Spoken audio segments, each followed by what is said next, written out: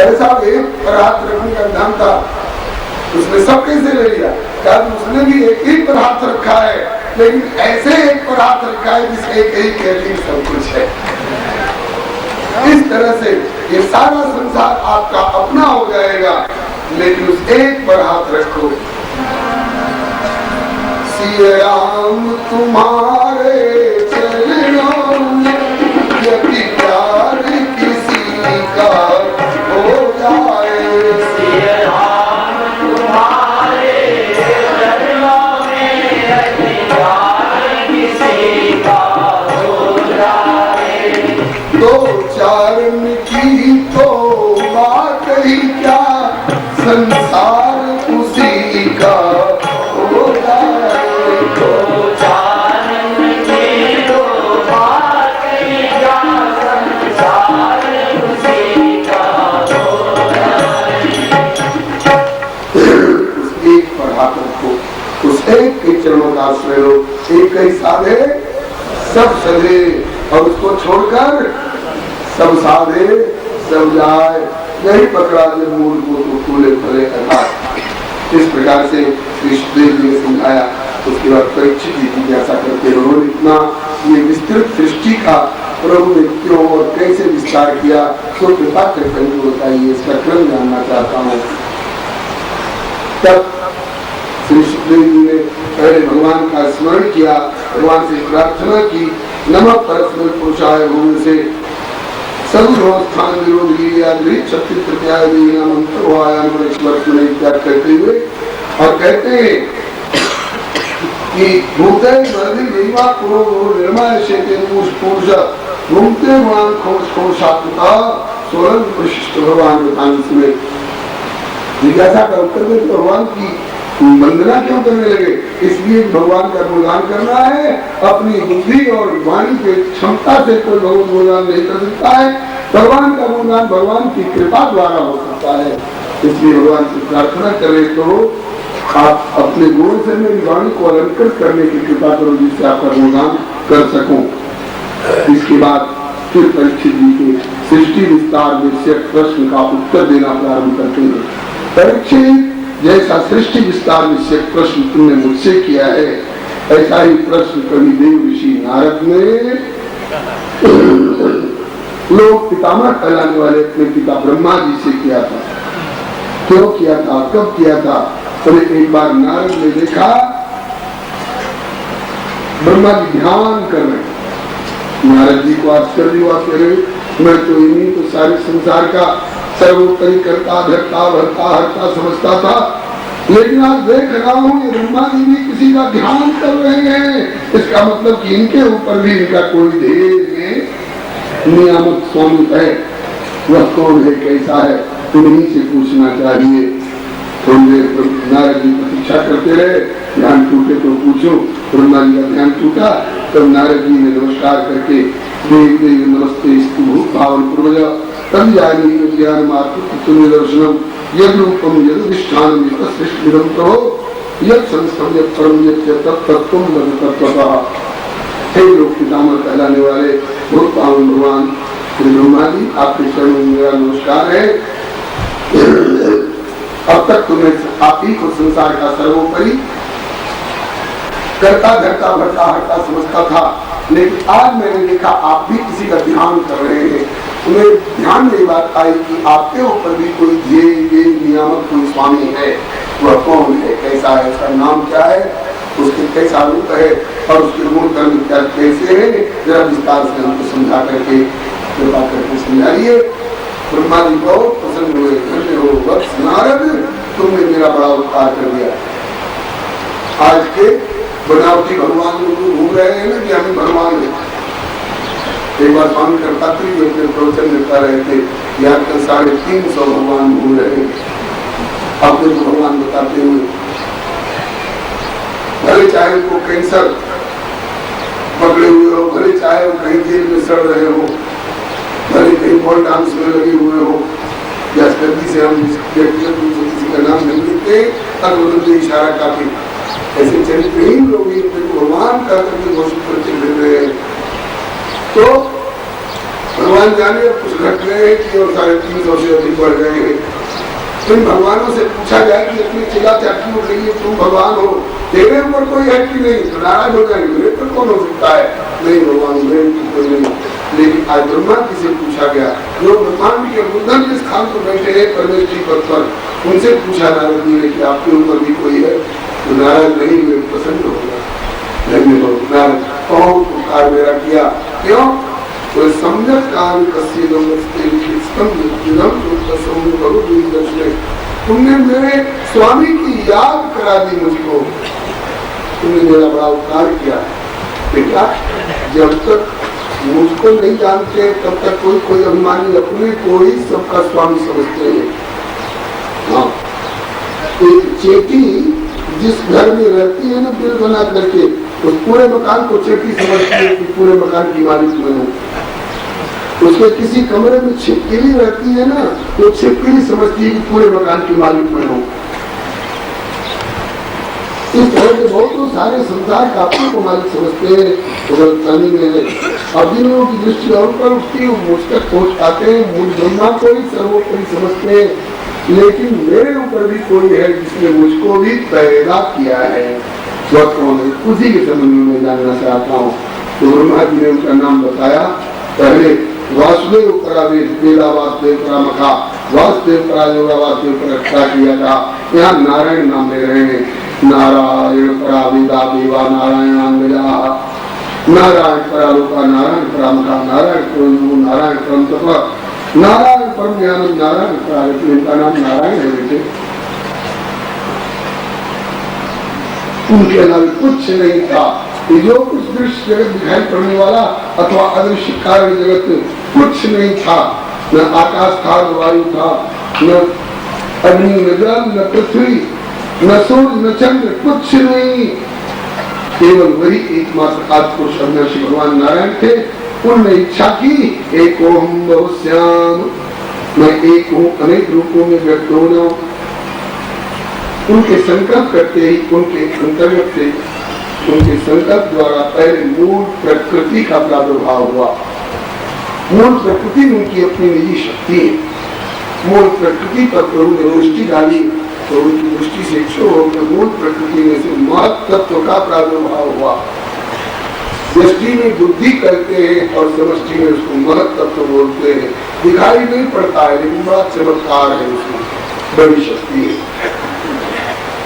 किसी के दुर्घटनाग्रस्त शरीर का पोस्टमार्टम होता है, डॉक्टर से कहिए जरा इसका अमुक नस दिखा दीजिए, किडनी दिखा दीजिए, कलेजा दिखा दीजिए, अस्थि दिखा दीजिए, मज्जा दिखा दीजिए, मेद दिखा दीजिए, सब दिखा देंगे।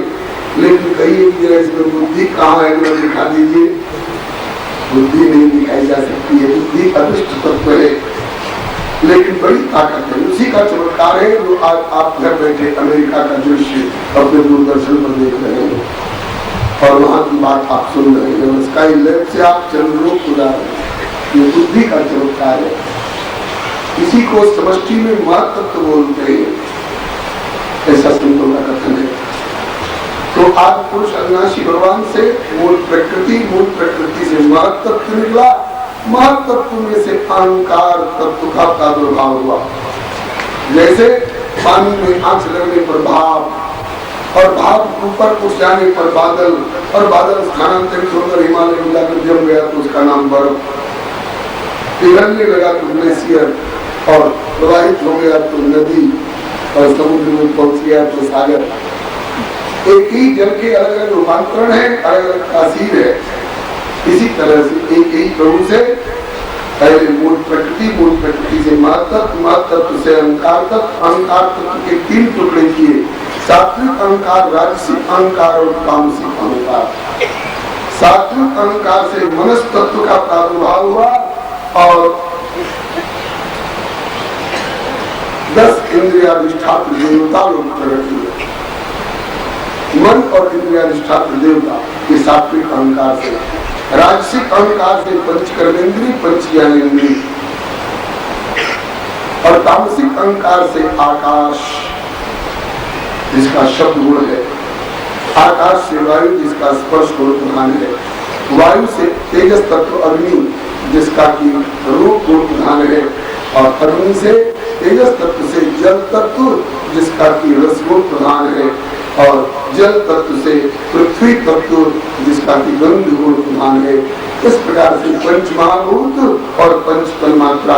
पंच महाभूत गगन समीर अनल जल धरणी, गगन समीर अनल जल धरणी, इनके नाथ सखी जल धरणी, इनके नाथ सखी जल धरणी।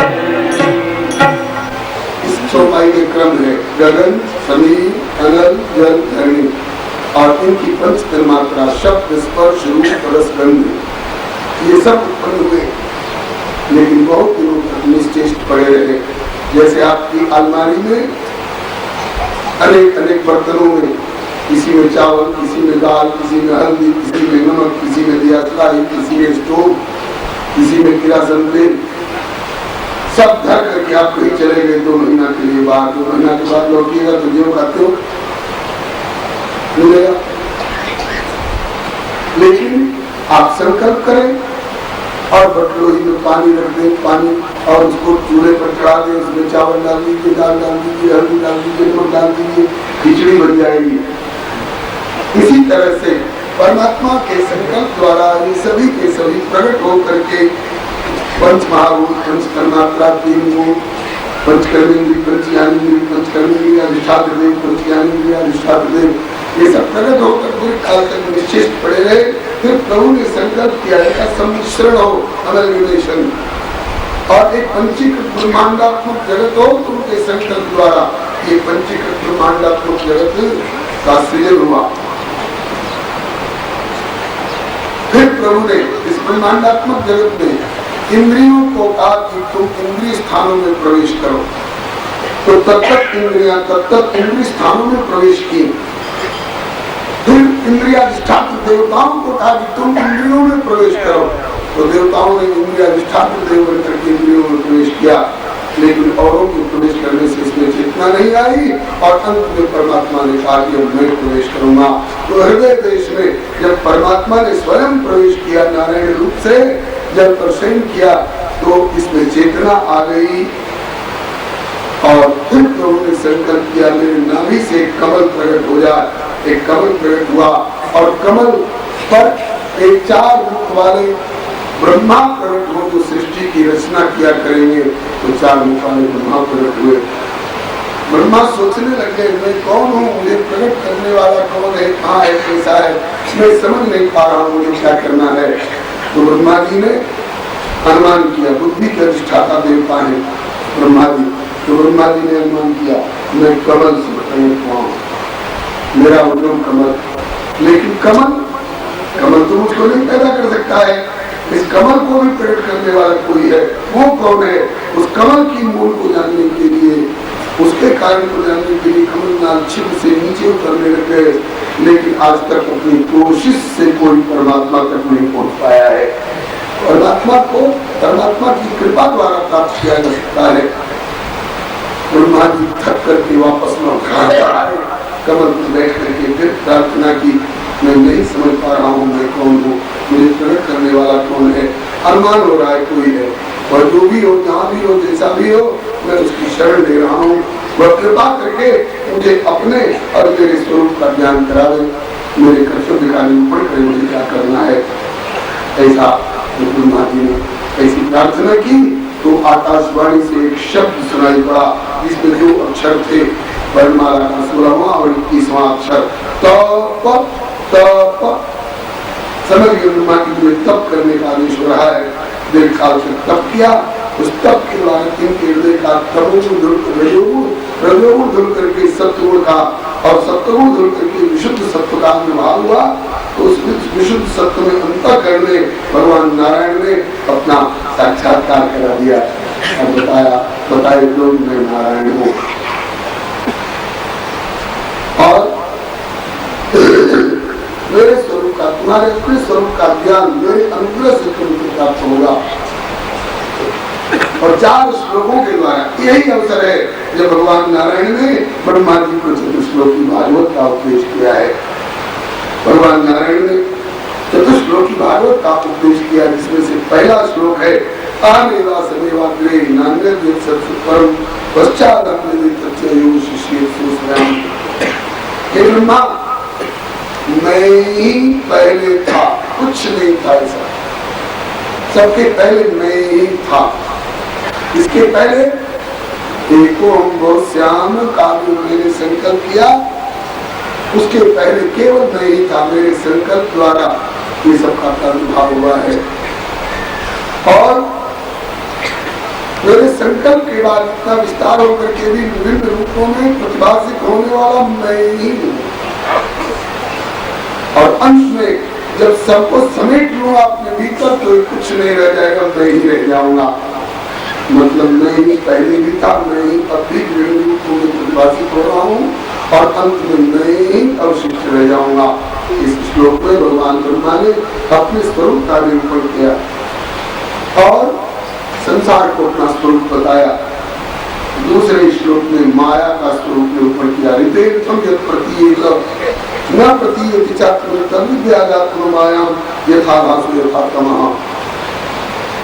है फिर भी नहीं है का भाव करा देती है, नहीं है और उसमें है का भाव करा देना, ये माया की वृत्ति है। इसके लिए 2 उदाहरण दिए, यथाभासो यथातमः। यथाभाषा का अर्थ किया है श्री श्रीधर स्वामी जी ने, जो श्रीमद् भागवत के उद्धरण की टीकाकार है।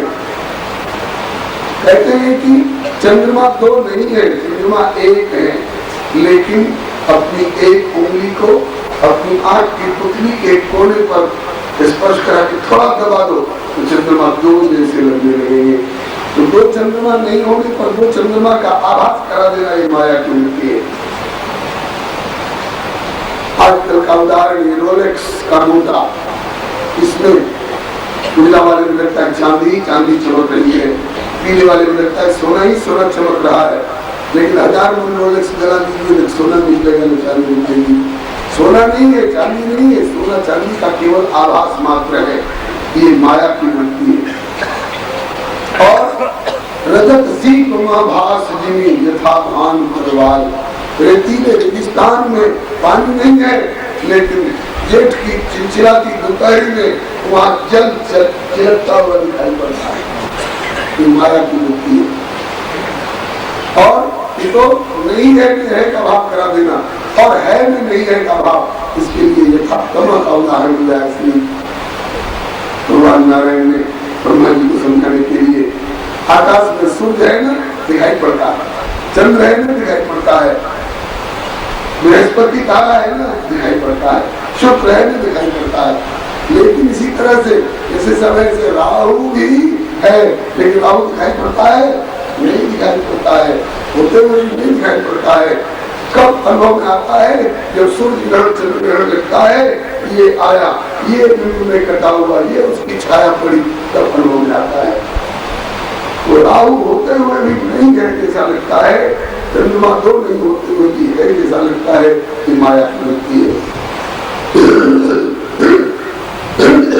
यह शरीर माँ के पेट में आने से पहले नहीं था, चिता में जाने के बाद भी नहीं रहेगा। बीच में पानी के बुलबुले की तरह थोड़ी देर के लिए है, और है होकर के भी वास्तव में नहीं है जैसा है। लेकिन इसमें ये माया की वृत्ति है, इसमें स्थायित्व का भाव करा देती है। और आत्मा शरीर में आने के पहले भी आत्मा की सत्ता थी, चिता में जाने के बाद भी आत्मा की सत्ता रहेगी। तो जिसकी सत्ता है उस आत्मा में पहले आत्मा कैसे नहीं है का भाव करा देना, ये माया की वृत्ति है। दूसरे श्लोक में बताया। और तीसरे श्लोक में यथा महान भूतानि भूतेषु चावचेश्वरो प्रविष्टानि प्रविष्टानि तथा तेषु न तेष्वहम्। जैसे पृथ्वी तत्व कुमार कहीं से मिट्टी खोद के लाया, तो पृथ्वी तत्व ही तो आया ना, उसके साथ उसको उन्होंने पानी में सान कर घड़ा का आकार दे दिया। तो घड़ा के रूप में मिट्टी ही तो है, पृथ्वी तत्व ही तो है, लेकिन अलग इसका एक आकार बन गया, तो ये कार्य रूप पृथ्वी हो गई। और जिसमें से मिट्टी निकल करके घड़ा का रूप लिया, जो क्यों बनी हुई है। तो घड़ा पृथ्वी तत्व से निकला, पृथ्वी तत्व ही घड़े के रूप में प्रतिभाषित हुआ और टूट फूट कर फिर उस पृथ्वी में ही मिल गया। इसी तरह से ये कार्य रूप जो संसार दिखाई पड़ता है, पंचीकृत ब्रह्मांडात्मक जगत, इसमें कारण रूप सभी पंच महाभूत सब में अनुगत है। तो कार्य रूप से सब में अनुगत भी है और कारण रूप से सबसे पृथक भी है। इसी तरह से ठाकुर जी कहते हैं कि मैं भी सब में अनुगत भी हूँ और मैं सबसे परे भी हूँ। ये तीसरे श्लोक में बताया। और चौथे श्लोक में कहते हैं एतावदेव जिज्ञास्यम तत्व जिज्ञासनात्मनः अन्वयते एकाभ्याम यस्यात् सर्वत्र सर्वदा। परम तत्व के जिज्ञासु व्यक्ति को इतनी जिज्ञासा करनी चाहिए, वह कौन तत्व है जो यस्यात् सर्वत्र और सर्वदा, जो सर्वत्र है वही परमात्मा तत्व है, और जो सर्वदा पहले भी था अभी है और आगे भी रहेगा वही परमात्मा तत्व है। उसी की जिज्ञासा करो, इसी में इस जीवन की सफलता है।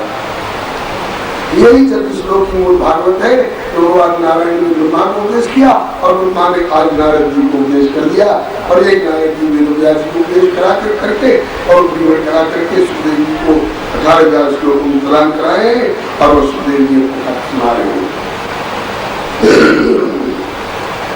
और ये चारों श्लोक सुनाकर अंत में चेतावनी देते हैं भगवान ब्रह्मा को, एकन मतम समातिष्ठ परमेण समाधिना भगवान कल्प विकल्प सुनित। हे ब्रह्मा, मैंने जो समझाया है इस चतुश्लोकी भागवत के सिद्धांत को, मेरे उपदेश को ध्यान में रखोगे तो सृष्टि की रचना करोगे, सृष्टि का प्रलय होगा तो भी तुम कल्प विकल्प किसी में मोह में नहीं करोगे। और जिस क्षण तुम मेरे उपदेश को भूल गए और अपने को करता धरता भरता हरता मान लिए तो तुम बंधन में आ जाओगे। आज ब्रह्मा हो और जब जामों में पढ़ करके अपने को मालिक मानोगे तो हो सकता है किसी दिन तुमको चिंता चिंती कीड़ा मकोड़ा बनना पड़ेगा। मसकई करे विरंची प्रभु और अजम मसकते हीन अस विचार संशय रामई नहीं कभी। सब उपदेश करके भगवान ने आज्ञा दी, ब्रह्मा तुम ब्रह्मा हो, मैंने तुमको प्रकट किया है, प्रधान हो, सृष्टि की रचना करने के लिए तुमको प्रकट किया गया है। मैंने सर्व सृष्टि में 3 गुण, पंच महाभूत, पंच तन्मात्रा, पंच कर्मेंद्री, पंच ज्ञानेंद्री, पंच कर्मेंद्रिय अधिष्ठात्र देव, पंच ज्ञानेंद्रिय अधिष्ठात्र देव, सबका सृजन कर रखा है। जैसे कुम्हार कहीं से मट्टी, कहीं से पानी, कहीं से चाक, कहीं से डंडा लाकर बर्तन बनाता है, ऐसे तुम थोड़ा थोड़ा पंच महाभूत में से, पंच तन्मात्रा में से, सब में से ले करके पिंड गढ़ो और उसमें चेतना मेरे भीतर से प्रकट होकर के जीवात्म चेतन करा करके तुम्हारे द्वारा गढ़े हुए पिंडों में प्रवेश करेंगे और चलते फिरते हंसते बोलते रोते खाते दिखाई पड़ेंगे। ये मेरे लिए खेल तमाशा होगा। जब देखन तुम देखन हारे, विधि विषम हारे। इस प्रकार से ब्रह्मा को उपदेश किया, श्री ब्रह्मा ने उपदेश किया नारद जी की जिज्ञासा पर, और नारद जी ने पूजा करके वेद व्यास जी को उपदेश किया। वेद व्यास जी विस्तृत व्याख्या करके सुखदेव जी को सुना। मेरे यहाँ तो थोड़ी देर के लिए भगवान गए थे, जब बासी साग खाए हो, अकेले का छिलके खाए हो, लेकिन आप तो सखा रूप में बराबर उनके साथ खाते समय, सोते समय, खेलते समय, मंत्रणा करते समय बराबर उनके साथ रहे। तो आपको भगवान की लीलाओं का विशेष ज्ञान है। हे उद्धव जी, हम भगवान की लीलाओं को सुनना चाहते हैं, कृपा करके सुनाइए। 11 वर्ष के पहले जो भगवान ने गोकुल में लीलाएं करी थी वो तो आपने आंखों से नहीं देखी है, लेकिन गोकुल में जाकर के अपने बाबा और से और ब्रजवासियों से सुनी है। तो 11 वर्ष तक की सुनी हुई लीला और 11 वर्ष के बाद वाली मथुरा और द्वारका में आंखों देखी लीला आप कृपा करके हमको सुनाइए। तब श्री उद्धव महाराज ने विदुर जी की जिज्ञासा पर कैसे भगवान श्री कृष्ण मथुरा में माता देवकी के 8वें गर्भ से कंस के कारागार में होते ही गोकुल चले गए। वहाँ पुतना तृणावर तगासुर बकासुर असुरों को मारते उद्धार करते हुए और माखन चोरी, मृतिका भक्षण, गोवर्धन धारण, काली रौन, महाराज पीड़ा इत्यादि के द्वारा वनवासियों को सुख देते हुए लगभग 11 वर्ष की अवस्था में जाकर कलिस को मारा, वसुदेव देवी का बंदी मोचन किया और उनसेन की जो नाना लगते हैं उनको राजगद्दी पर बिठाए, अपना उपनयन संस्कार करा करके और सामयिकी जो यहाँ पढ़ने के लिए जो विद्या दे करके लौटे उद्धव को ब्रज में भेजा। लौटने पर फिर जरासंध के साथ युद्ध हुआ, 17 बार जरासंध को हराया, 18वीं बार भगवान को हाथ करके द्वारका चले गए, रणछोड़ कहलाए। वहाँ के 16,108 विवाह हुए, हर विवाह हर पत्नियों से 10-10 बच्चे हुए, कन्याएं भी नहीं है। और सुदामा जैसे भक्त के ऊपर कृपा करते हुए, पांडव भक्तों को अपनाते हुए, शिशुपाल असुरों का संहार करते हुए पृथ्वी का भाग उतारते गए और अंतिम महाभारत के बहाने पृथ्वी का भाग तक उतार करके और उद्धव को ज्ञान उपदेश किया और इसके बाद आज्ञा कर दी तुम मुझे आश्रम को जाओ। यहाँ तक की सारी कथा उद्धव जी ने विदुर जी को सुनाई तो विदुर जी बोले कि ज्ञानोपदेश वाला भाग भी कृपा करके हमको सुनाइए जो आपको भगवान ने सुनाया था। तब उद्धव जी बोले कि वो मैं नहीं सुनाऊंगा, वो मैत्रेय ऋषि आपको सुनाएंगे। मैत्रेय जी कहाँ रहते हैं? कोई मैत्रेय ऋषि हरिद्वार में रहते हैं। तो उनसे हमारी जान पहचान नहीं है, वो हमको सुनाने का अधिकारी समझेंगे कि नहीं समझेंगे, ताकि आपसे बढ़कर अधिकारी कौन हो सकता है। दुर्योधन की मेवा ठोकर मार करके भगवान आपके घर गए, साग खाए, केला का छिलका तक खाए, खा करके चल नहीं दिए, खाकर आपकी जंघा पर सिर रखकर बच्चे की तरह सोए। उनके मकराकृत कुंडल की छाप आपकी जंघा पर खड़ी हुई है, आप जंघा खोल करके दिखाइए, अभी तक भगवान के मकराकृत कुंडल की मोहर लगी हुई है। और आप कहते हैं कि हमें अधिकारी समझेंगे कि नहीं समझेंगे, आप पर मोहर लगी है भगवान के मकराकृत कुंडल की, आपसे बढ़कर अधिकारी कौन हो सकता है? आप जाइए, भगवान ने आज्ञा की है, मैत्रेय जी आपकी प्रतीक्षा करते मिलेंगे और जरूर सुनाएंगे। तब श्री गुरु जी मैत्रेय ऋषि के पास में हरिद्वार गए और वहां जाकर के और दोनों का मिलन हुआ, बड़ा हर्ष हुआ और गुरु जी ने जिज्ञासा की कि भगवान ने सृष्टि का विस्तार कैसे किया है। सुखाय कर्माणि करोति लोको नतै सुखम वा निरुपारमं वा विंदे पूयते दुखम निरुक्त भक्ति भगवान वदन्ना। भगवान ने मकड़ी के जाला की तरह कैसी चित्र विचित्र सृष्टि रचा रखी है, जिसमें बड़ा हुआ प्राणी चाहता है सुलझना लेकिन और उलझता जाता है, सुख पाने के लिए कर्म करता है और सुख क्या पाएगा, बचपन से भी और ज्यादा दुखी होता जाता है। तो ये सृष्टि का कैसे कैसे प्रभु ने विस्तार किया, सो कृपा करके सुनाइए। तो जो अभी थोड़ी देर पहले ब्रह्मा जी ने नारद जी को सुनाया था, उन सारी बातों को दोहराया श्री मैत्रेय ऋषि ने विदुर जी के समक्ष। कैसे 8 पुरुष अविनाशी भगवान नारायण ने संकल्प किया, मूल प्रकृति प्रकट हुई, उनमें से महत् तत्व, उनमें से अहंकार तत्व, उसके 3 टुकड़े सात्विक अहंकार से, मनस तत्व देवता अहंकार से, पंचकर्मेंद्री पंच ज्ञानेंद्री तामसिक अहंकार से आकाश, आकाश से वायु, वायु से अग्नि, अग्नि से जल, जल से पृथ्वी, इन समस्त के सम्मिश्रण से किस प्रकार से ब्रह्मांड का सृजन हुआ, प्रभु ने प्रवेश किया, इसमें चेतना आई। प्रभु ने नाभि कमल से ब्रह्मा जी को प्रकट किया और ब्रह्मा जी को चतुश्लोकी भागवत का उपदेश करके और इनको सृष्टि रचना करने की आज्ञा दी। तो यहाँ तक की बात तो समझिए, आगे की बात सुनाइए। ब्रह्मा जी ने फिर कैसे कैसे सृष्टि का विस्तार किया, तब जाकर के आगे का क्रम बता रहे हैं मैत्रेय ऋषि श्री विदुर जी को। अब एक ही कथा 3 जगह हो रही है कालक्रम से। नैमिषारण्य में सूत जी सुना रहे स्वर्णकाल की कथा 80,000 ऋषियों को, सुखताल में श्री सुखदेव जी सुना रहे श्री परीक्षित जी को, और हरिद्वार में श्री मैत्रेय ऋषि सुना रहे श्री विदुर जी को। एक ही कथा कालक्रम से 3 जगह हो रही है। आगे क्रम बढ़ा रहे हैं। जब ब्रह्मा जी को भगवान नारायण ने आज्ञा दी कि तुम्हें रचना करनी है, हमने सर्ग सृष्टि रच दी है, अब विसर्ग सृष्टि तुम रचो।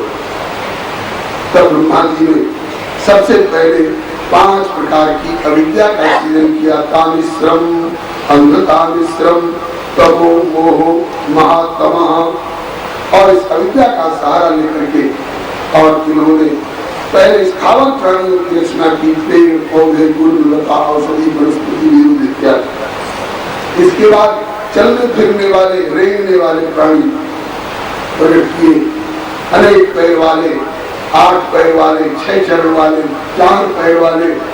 लेकिन इससे ब्रह्मा जी को संतोष नहीं हुआ। सोचा कि जब हमें को प्रसन्नता नहीं है तो प्रभु को कैसे प्रसन्नता होगी, तब कैसी रचना होनी चाहिए।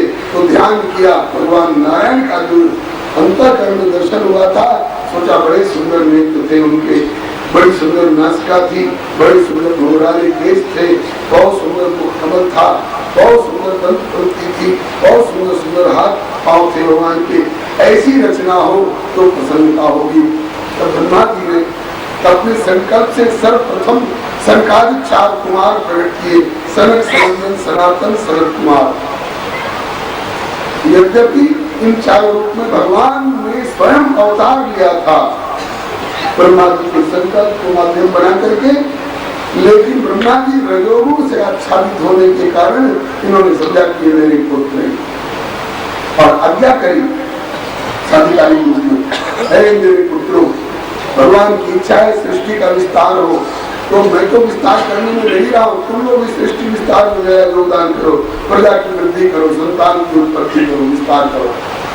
संतानी की बोले कि हम दूसरे काम के लिए प्रकट हुए हैं, हमें अखंड ब्रह्मचर्य का आदर्श प्रतिष्ठित करना है, हम शादी ब्याह बाल बच्चे संतान और प्रजा विस्तार में नहीं लगे।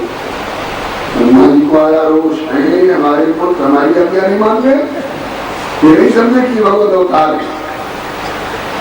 ब्रह्मा जी का रोष उनकी प्रकृति के मध्य भाग से नीच लोहित बल का तेज होकर के प्रकट हुआ, जैसे वेल्डिंग मशीन में से वो नीली नीली सी लपट निकलती है लोहा को बढ़ा देने वाली, ऐसा एक तेज प्रकट हुआ नील लोहित बल का। तो धरती पर पड़ते ही एक नील लोहित बल के बालक के रूप में प्रकट होकर के उदय करने लगा और कहने लगा, नामानि कुरु धाता स्थानानि जगद्गुरु, हे जगद्गुरु मेरा नाम बताओ, मेरे स्थान बताओ, मेरा काम बताओ, मुझे क्या करना है। ब्रह्मा जी बोले, यदरोधि श्रेष्ठ सोते इव बालका तपस्वाम हृदांस अभिलाषन्ति नामना रुद्र की प्रजा। तुम बालक की तरफ प्रकट होते ही मुदन करने लगे, इसलिए तुम्हारा नाम होगा रुद्र। वैसे रुद्र शब्द का दार्शनिक अर्थ भी बड़ा प्यारा है, रुद्र दुखम द्रावयति रुद्र, जो दुख को पिघला करके समाप्त करे, उसका नाम रुद्र है। बोले कि तुम्हारा 11 रूप होगा, 11 रूप से 11 स्थान में रहो, 11 पत्नियां देता हूँ और तुम प्रजा का विस्तार करो। भगवान रुद्र भी नहीं चाहते, वो श्री रुद्र भगवान की, श्री शंकर भगवान की, ये भी नहीं चाहते थे कि सृष्टि और प्रजा विस्तार में हम उलझे, लेकिन संकादिक की तरह साफ इनकार नहीं कर सके। सोचा कि ऐसी रचना करें कि खुद मने कर ले। हाँ, न बढ़िया गीत गाएंगे और दरबार में पकड़ के जाएंगे। अब रुद्र ने, भगवान शंकर ने भूत प्रेत पिशाच बेताल कुष्मान डाकिनी शाकिनी जोगिनी ये सब प्रकट करना शुरू किया। तो ब्रह्मा जी करते हुए प्राणियों को ये रौद्री सृष्टि वाले प्राणी पकड़ पकड़ के खाने लगे, जैसे चूहा को पकड़ के बिलैया भोग लगाने लग जाती है, जैसे सांप को पकड़ कर गिरने खाने लग जाता है, जैसे सर्प को पकड़ करके मोर निगल जाता है। ऐसे ब्रह्मा जी ने कहा कि रुद्र, ये तो सृष्टि का विस्तार कर रहे हो कि सृष्टि का श्रृंगार कर रहे हो? तुम तो श्रृंगार के देवता मालूम होते हो, बस करो, बंद करो, सृष्टि की जरूरत नहीं है। अलम प्रजा भी सृष्टा भी भर गया हमारा पेट तुम्हारी रचना से। ऐसी प्रजा नहीं चाहिए, जिनको रच चुके हो उनको अपने कंट्रोल में रखो और अंत में जब प्रलय का समय आवे तो तांडव नृत्य के द्वारा और सृष्टि का प्रलय करना। तो तब तक क्या करें? बोले भगवान का भजन करो। तो तब से शंकर जी भजन ही भजन करते। उमा कहूं मैं अनुभव अपना, उमा कहूं मैं अनुभव अपना, सत हरि भजन जगत सब सब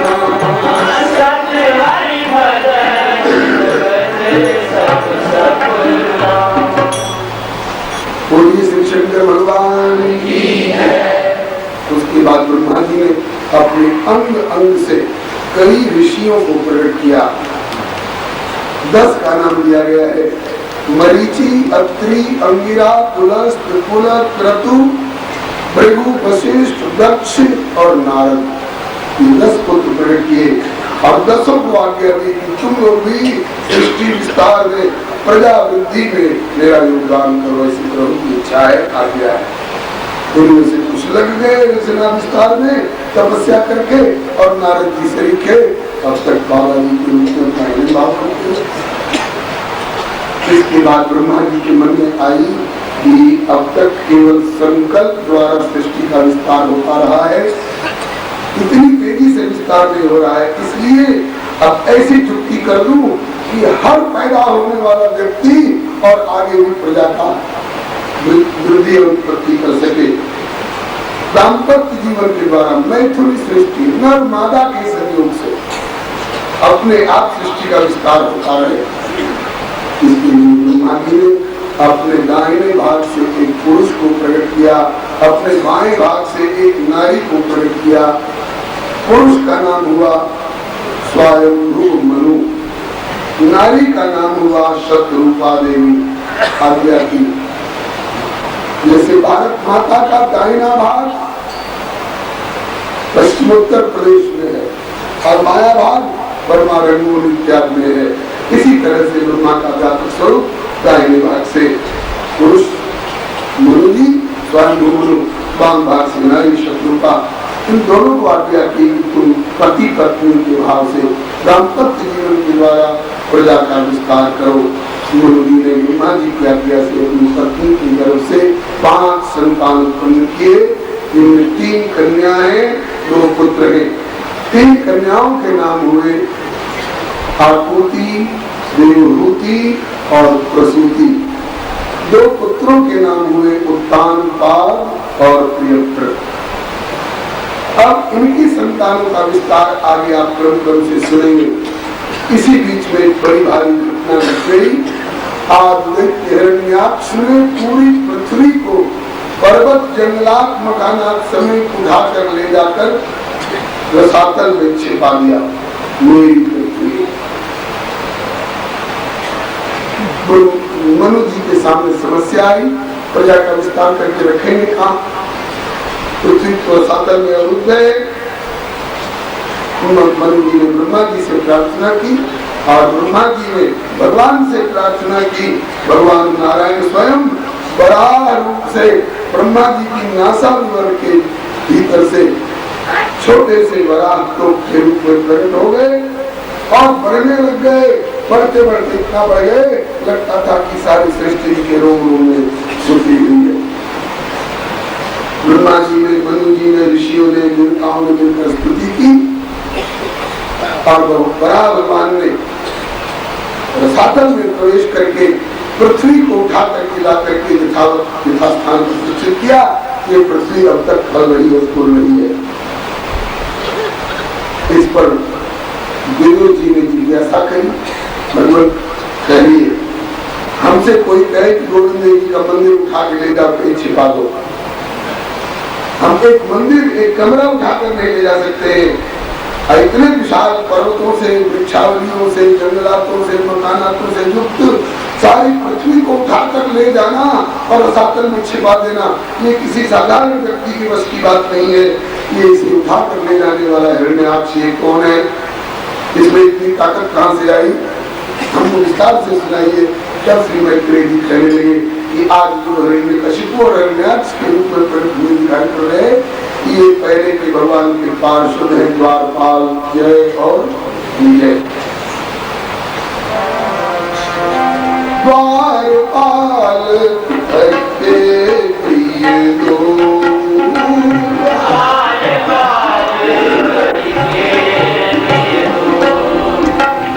जय और विजय जान सबको।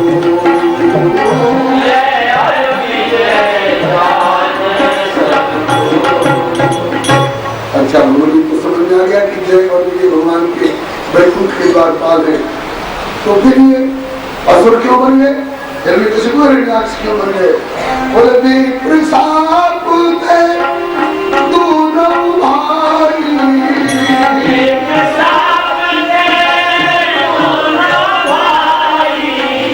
तामस असुर के दिन भाई,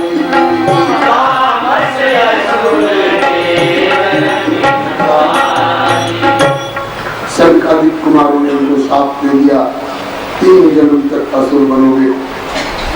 हाँ?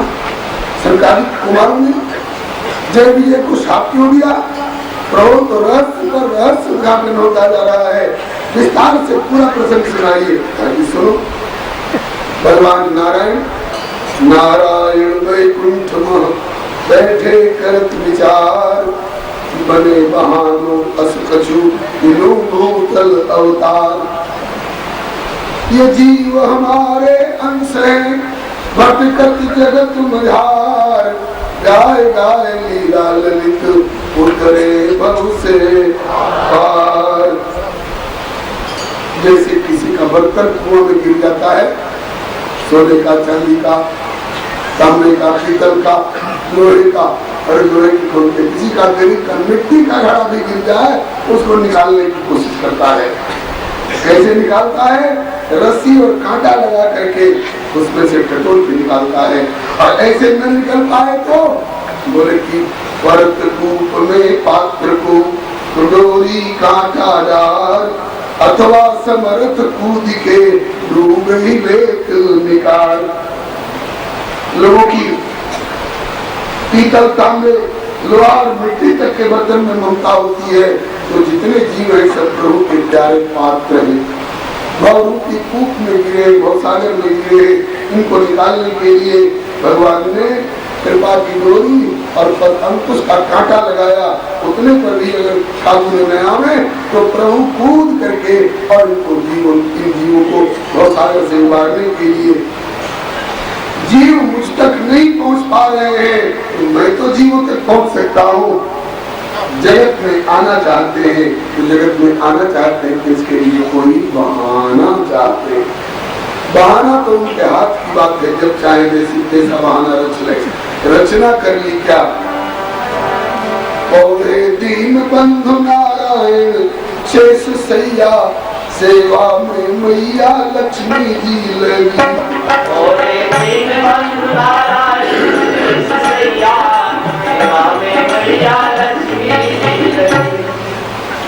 शेषासन पौधे नारायण लक्ष्मी चरण दबावे, चार विशेष शंभु श्रुति गुणगण नेति नेति कही गावे। गाते समय लेकिन पावे पार किंतु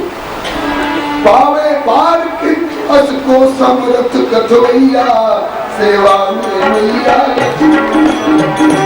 पावे पार किंतु असको समर्थ कथोइया, सेवा में मैया लक्ष्मी। प्रभु ने बहाना किया क्या? ऋषि मुनियों को बुला लिया प्रेरणा करके। ऐसी कीनी प्रेरणा, ऋषि मुनि गए कछु आए, स्तुति करन लागे करण मुनि प्रभु के गुण गन गाए। मुनियों ने स्तुति की। स्तुति का पहला भाग था, हे प्रभु बोले मुनिगण इस सुमनों से सुकुमार नाथ श्रुति गाए। बोले मुनिगण सुमनों से सुकुमार नाथ श्रुति गाए। हे प्रभु आप फूलों से भी अधिक कोमल हो, सुकुमार हो। लक्ष्मी जी ने कहा ठीक कहते हैं आप लोग तो दूर से देख कर कल्पना करते हो उन्होंने कोमलता की, मैं तो चरण दबा के देख रही हूँ, फूल से भी कोमल है, सुकुमार है। तब काजी बोले मुनिगण सुमनों से सुकुमार नाथ स्तुति गाए, तो करी अनुमोदन लक्ष्मी बोली सत्य वचन मन भाए। प्रभु की कोमलता की कौन होड़ कर भैया, सेवा में मैया लक्ष्मी। प्रभु की कोमलता की कौन होड़ कर भैया, सेवा में मैया लक्ष्मी। यहाँ तक तो लक्ष्मी जी ने अनुमोदन किया, तब तक ऋषियों ने एक विरोधाभासी बात कह दी। अब तक कहते कि आप फूल से भी कोमल सुकुमार हैं, और अब बोले मुनि कोटि कोटि वज्रों से अधिक कठोरा।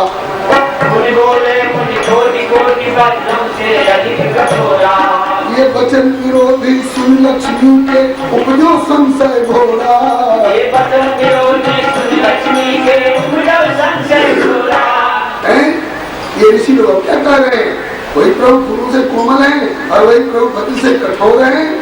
दोनों बात एक संग संभव कहा को सैया सेवा में दोनों बात एक संग संभव कहा को सैया सेवा में मैया लक्ष्मी। फूल कोमल है, कठोर नहीं है।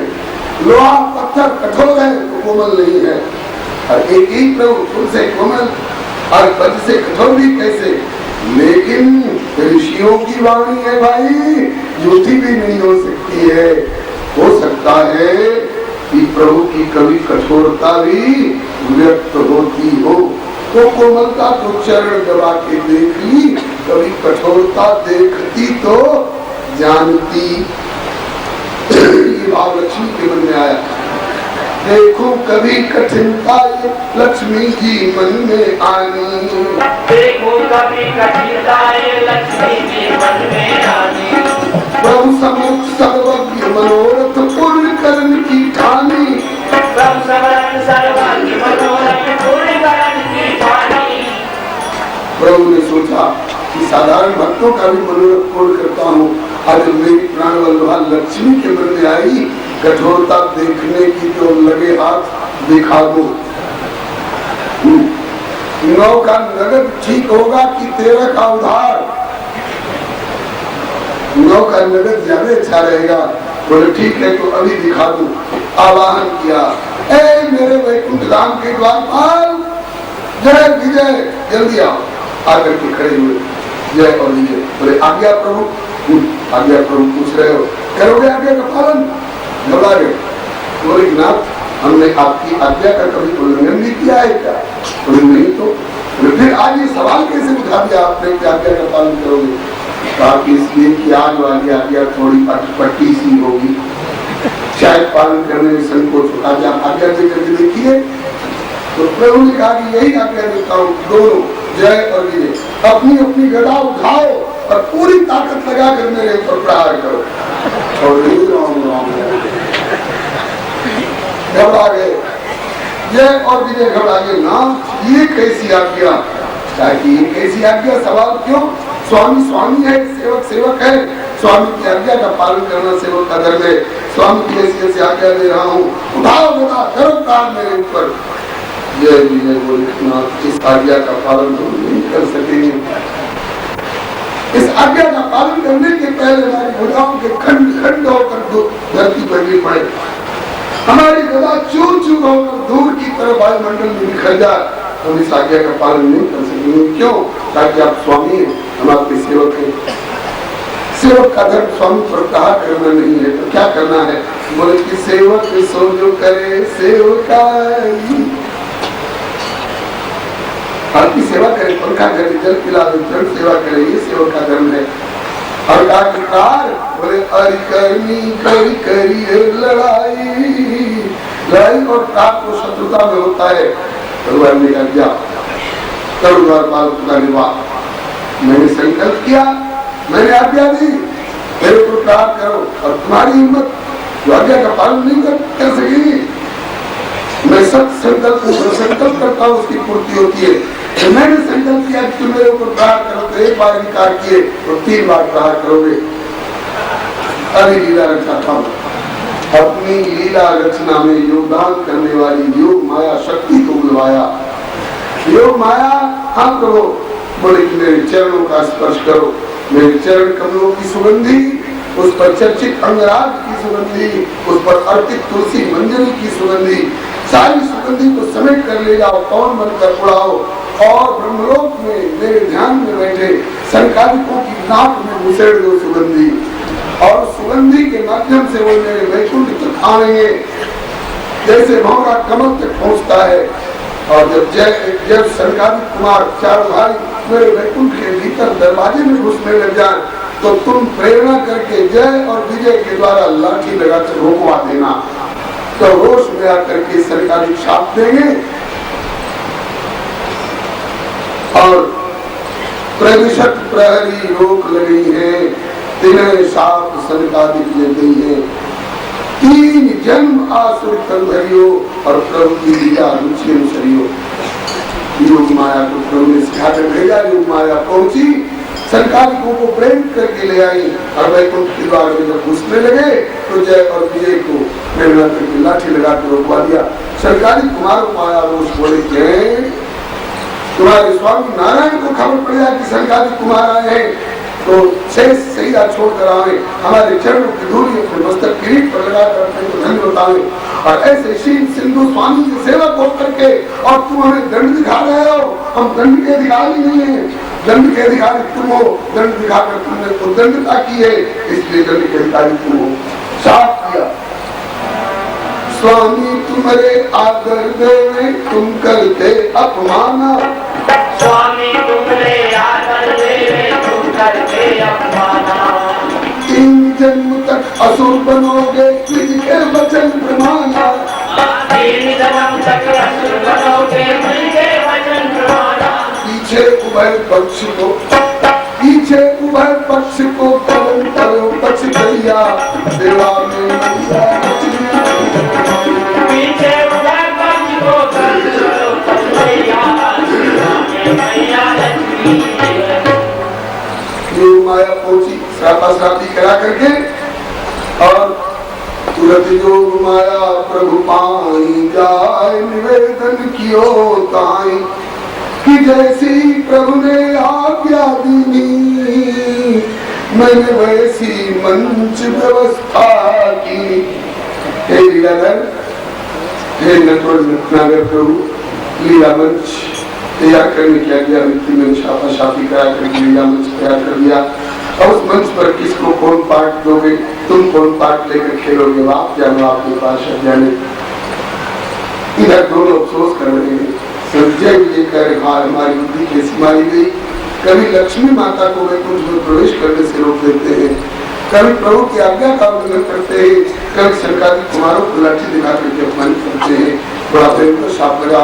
अब तो धरती पर गिरना पड़ेगा, वो भी राक्षस होकर के गिरना पड़ेगा, और वो भी 1 बार नहीं 3 बार। सरकारी अफसोस कर रहे हैं, हाय हमने क्यों क्रोध किया, हम तो सम्मान निरादर आदर ही सब। हम तो तुल्य निंदा तिरमौनी स्तुति और निंदा दोनों में संभाव रखने वाले हैं।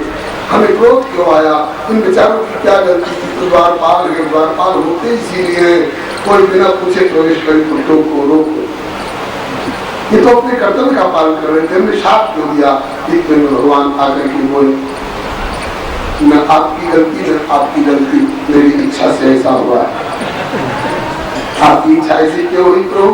बोले लक्ष्मी जी को मेरी कठोरता देखने की इच्छा हुई। तो वही कहावत हुई कि खेत खाया करेंगे और मार पड़ी जुलाहे के ऊपर। कठोरता देखना लक्ष्मी चाहती और पकड़े के बेचारी गरीब जय और विजय 3 जनों के लिए। भगवान ने बताया कि जीवों का कल्याण करने के लिए मैं धरती पर जाना चाहता था, उसके लिए कुछ बहाना चाहिए था कि मेरी इच्छा से घटना घटी है। अब इनके एक बार अनेक में लूंगा अवतारा। अब इनके एक बार अनेक में लूंगा अवतारा। असुर बने जब करे उपद्रव मार करूं उद्धारा। असुर बने जब करे उपद्रव मार करूं उद्धारा। और लीला रस की धारा, लीला रस की धारा बहे भगत सुख दैया सेवा में मैया लक्ष्मी। लीला रस की धारा बहे भगत सुख दैया सेवा में मैया लक्ष्मी। अब इसी बहाने ये प्रथम जन्म में हिरण्यकशिपु हिरण्याक्ष बने, तुमने बड़ा और नृसिंह रूप में अवतार लेकर के उनका उद्धार करूंगा।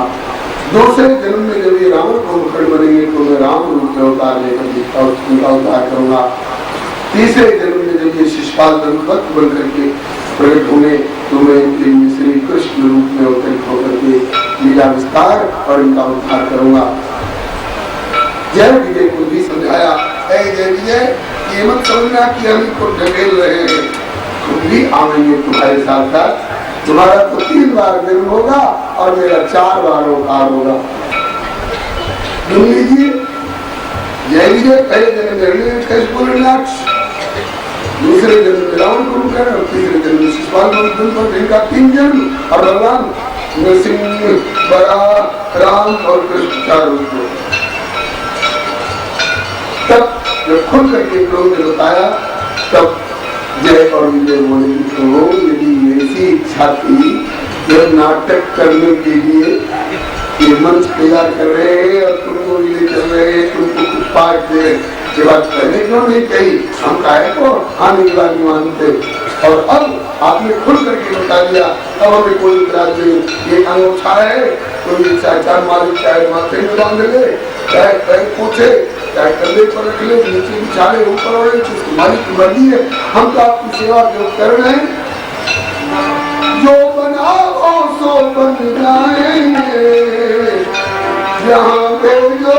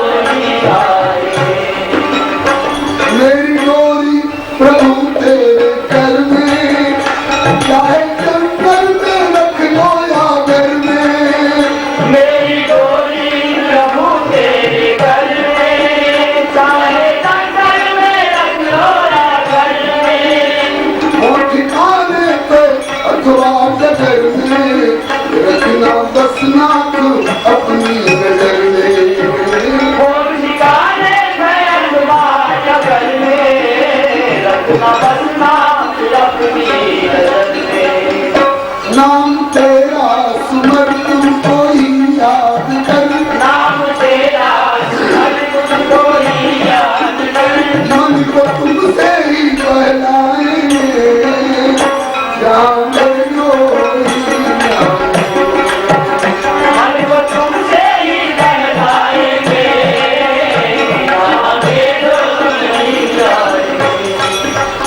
कोई अर्जी न कोई उलहना, तेरी रुचि में मगन हो के रहना, कोई अर्जी न कोई उलहना, तेरी रुचि में मगन हो के रहना, तेरा निर्दिष्ट ही पंथ कहना, कुछ भी अपनी तरफ से न चलना, तेरा निर्दिष्ट ही पंथ कहना,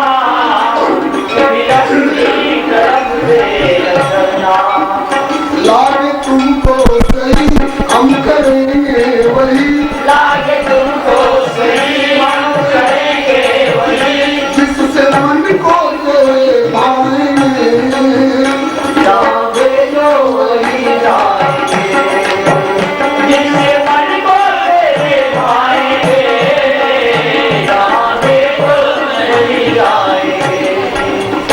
कितने समय के लिए प्रभु? बस बैठे 3 जन्म के लिए, आखिरी कुछ दिनों तक रहेंगे और त्रिलोकी पे मारेंगे छापे, जन्म का शाप लगा है और 3 ही निमित्त बने हैं, लक्ष्मी, नारायण और सरकारी कुमार। तो 3 जन्म का शाप और 3 ही निमित्त बने हैं। तो उद्धार में भी यही 3 निमित्त बनेंगे बारी बारी एक जन्म में। प्रथम जन्म में जब तुम हिरण्यकशिपु हिरण्याक्ष बनोगे तो सर्गाधिक कुमार चारों ही संयुक्त रूप से प्रहलाद बनकर तुम्हारे उद्धार में निमित्त बन जाएंगे। दूसरे जन्म में जब तुम रावण और कुंभकर्ण बनोगे, मेरी लक्ष्मी जी सीता रूप में प्रकट होकर तुम्हारे उद्धार में निमित्त बन जाएंगी। और तीसरे जन्म में जब तुम शिशुपाल भक्त बनोगे तो मैं संकादिक को निमित्त बनाऊंगा, मैं लक्ष्मी को निमित्त बनाऊंगा। और तीसरा जन्म मेरे पट में रहा, मैं अपने को निमित्त बना करके तुम्हारा उद्धार करूंगा। और वही हुआ। एक बार जब ये शिशुपाल भक्त बन के प्रकट हुए हैं तो एक बार मौका आया था, रुक्मिणी हरण वाले प्रसंग में भी शिशुपाल मारा जा सकता था, लेकिन उस समय अगर मारते तो रुक्मिणी जी अर्थात श्री जी लक्ष्मी जी निमित्त बन जाती। और इस बार अपने को निमित्त बना करके उद्धार करना है, इसलिए रुक्मिणी हरण में नहीं मारा शिशुपाल को, बल्कि युधिष्ठिर जी के राजसूय यज्ञ में जब भगवान कृष्ण को गाली देने लगा शिशुपाल, तो अपने को निमित्त बना करके उद्धार किए। ये 7वें स्कंद में आपको सुनने को मिलेगी। विदुर जी की जिज्ञासा पर मैत्रेय जी ने बताया कि हे विदुर जी, वही जय और विजय वैकुंठ के द्वारपाल सनकादिक जी के शाप के प्रभाव से और ये प्रथम जन्म में हिरण्यकशिपु और हिरण्याक्ष बने। माता पिता की जगह पर कश्यप जी और दिति देवी चुने गए। एक दिन दिति देवी ने अपने पति देव कश्यप जी का वस्त्र पकड़ लिया। संध्या समय में